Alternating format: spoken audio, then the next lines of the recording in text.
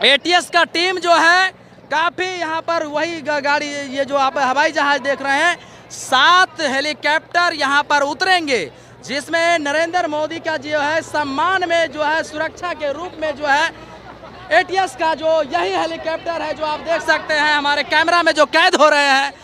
HP news reporter coverage कर रहे हैं, जो कि आप देख सकते हैं। मोदी जी आए हैं और 50 लाख करोड़ की, इधर आ जाइए जो कि सामने चले पता 50 लाख योजना के जो 50 लाख करोड़ की योजना को जो सौगात देने आए हैं। तो सबसे बड़ी बात है, खुशी की बात यह है कि हमारे जिला में आए हैं और 50 लाख करोड़ की योजना देने के लिए आए हैं। तो इससे बड़ी खुशी क्या होगी। और तमाम बिहार के इस जिला के लिए बहुत बड़ा तोहफा है। पूरे भारत में सबसे ज्यादा अगर कहीं तोहफा मिला है तो बेगूसराय में मिला है। देखिए, जनसभा है, जनसभा का साफ मतलब होता है कि ग्रास रूट लेवल पे आपको लोगों के साथ कनेक्ट होना है। आप जो है आप अपने इलाके में किस तरह से डेवलपमेंट चाहते हैं वो आम जनता को पता चले। हर किसी के पास आज के डेट में 4G नहीं है, हर कोई मोदी जी को यूट्यूब पे सब्सक्राइब नहीं किए हुए, तो उसके लिए इस तरह की सभाएं की जाती हैं जहां से कि आप, एक तो बहुत रेयर होता है 5 साल बाद मोदी जी आ रहे हैं, तो जनता के लिए है कि वो भी अपने प्रधानमंत्री को जो 140 करोड़ लोगों का नेतृत्व कर रहे हैं उनको देख सके, और मोदी जी उसके रिटर्न में जो आसपास की डेवलपमेंटल एरियाज हैं जो कि वो डायरेक्ट नहीं प्रोवाइड कर सकते, उनको स्टेट गवर्नमेंट के थ्रू वो प्रोवाइड करना होगा। अभी कुछ दिन पहले बिहार में सरकार पलटी है, तो अभी खुशखबरी है मोदी जी के लिए कि ये एक भाजपा की सरकार है, तो वो डेवलपमेंटल प्रोसेस को और आगे बढ़ा सकते हैं। वरना हो सकता है कि अभी अगर नीतीश बाबू उल्टे साइड रहते तो शायद रुकावटें आती या उतना क्लियर। कैसे हम निर्भर करें कि ये बीजेपी में ही चुनाव तक रहेंगे नीतीश बाबू से? देखिए, ये तो उनके मन की बात है, ठीक है। सबसे हमारा विकास जो है, मान लीजिए पब्लिक का जितना हो, कहीं न कहीं इन्हीं के द्वारा जो है काम को ब्रेक तो नहीं कर दिया जाता है, कुछ तो प्रभाव पड़ता है। नहीं, काम को ब्रेक किया जाता है ब्लॉक लेवल पे। ये विधायक जो हैं ये बिल बनाते हैं असेंबली में, या कोई भी बिल जब पास होता है तो जो लोअर लेवल पे जब उस चीज़ को इम्प्लीमेंट करने की बात आती है उस जगह रुकावटें आती हैं, और उसमें आम जनता का हाथ होता है। आम जनता जो है आपस में गुट बनाकर चीज़ों को अपोज करती है अपने फ़ायदे के लिए।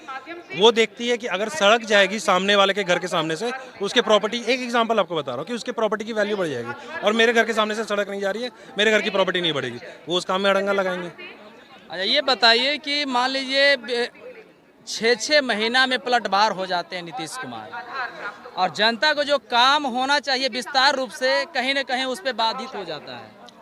इसके लिए हम आज भाजपा के समर्थक के तौर पे हम तो ये चाहते हैं कि पूर्ण तरीके से जो है जनता, बिहार की जनता भाजपा पे भरोसा एक बार करके देखे, एक बार सम्राट चौधरी को मुख्यमंत्री बना के देखे।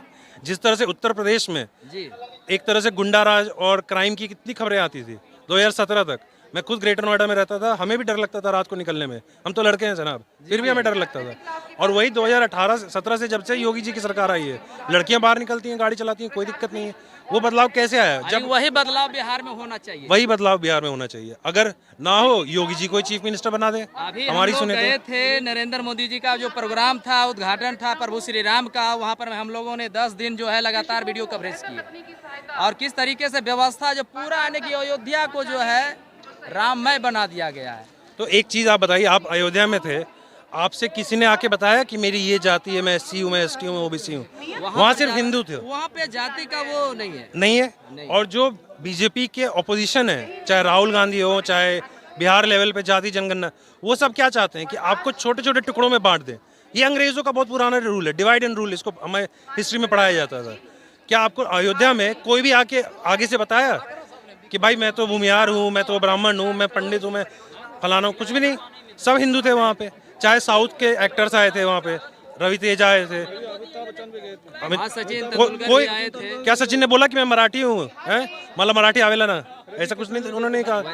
तो वो एकता होती है, और एकता में ही हमें अनेकता में एकता खोजनी है, तभी हम आगे विकास कर पाएंगे। हम जब तक आपस में लड़ते रहेंगे सिर्फ नेताओं का फायदा है और किसी का फायदा नहीं। जो नजदीक चुनाव आ गया, इसमें कैसा रहेगा?